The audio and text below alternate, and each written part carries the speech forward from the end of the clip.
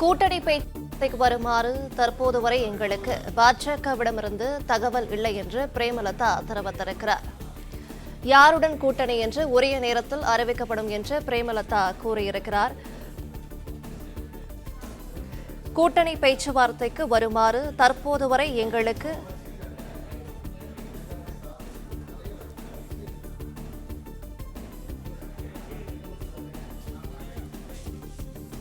உங்க எல்லாருக்குமே நான் பதில் சொல்லிட்டேன்.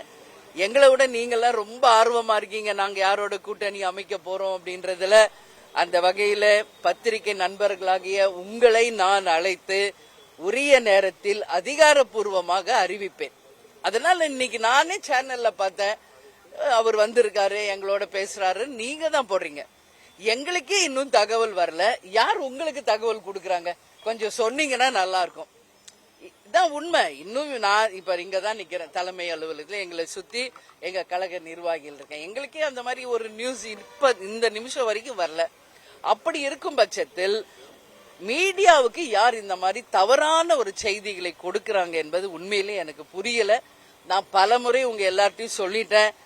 அப்படி ஏதாவது டவுட் இருந்தா எங்க கிட்ட கேளுங்க, நான் விளக்கம் சொல்றேன்னு. பட் நீங்க உங்க செய்தியை போடுற மாதிரி தான் இருக்கீங்க. நீங்க போட்ட செய்தியில் 1% கூட உண்மை இல்லை. இந்த நிமிஷம் வரைக்கும் யாரும் எங்களை அணுகவும் இல்லை, எங்களுடன் தொலைபேசியிலும் தொடர்பு கொள்ளல. ஏன்னா அவர் எதற்கு இங்க வந்திருக்காரு என்பது கூட எங்களுக்கு தெரியாது. இதான் உண்மை.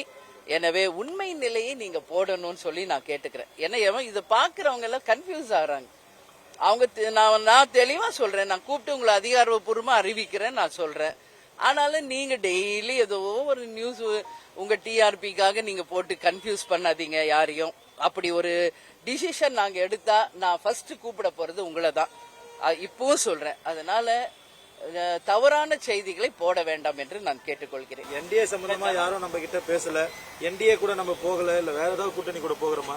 யார் கூட கூட்டணின்ற முடிவு எடுத்திருக்கோம் இல்ல. அதுதான் இன்னும் நாங்க டிசிஷன் எடுக்கல. நீங்க கேக்குறீங்க என்டிஏன்னு. அவர் வந்திருக்காரு, 23ஆம் தேதி பிரதமர் வருகிறார் என்பதை தொலைக்காட்சியில தான் நான் பார்த்தேன். அவங்க பொதுக்கூட்டத்துக்கு வர்றாங்களா, அவங்க கட்சி சார்பான கூட்டமா, அவங்க கூட்டணி சார்பான கூட்டமான்னு கூட இன்னும் யாருக்கும் அது தெரியல. அதனால உங்களை மாதிரி தான் நானும் எதுவும் தெரியாது.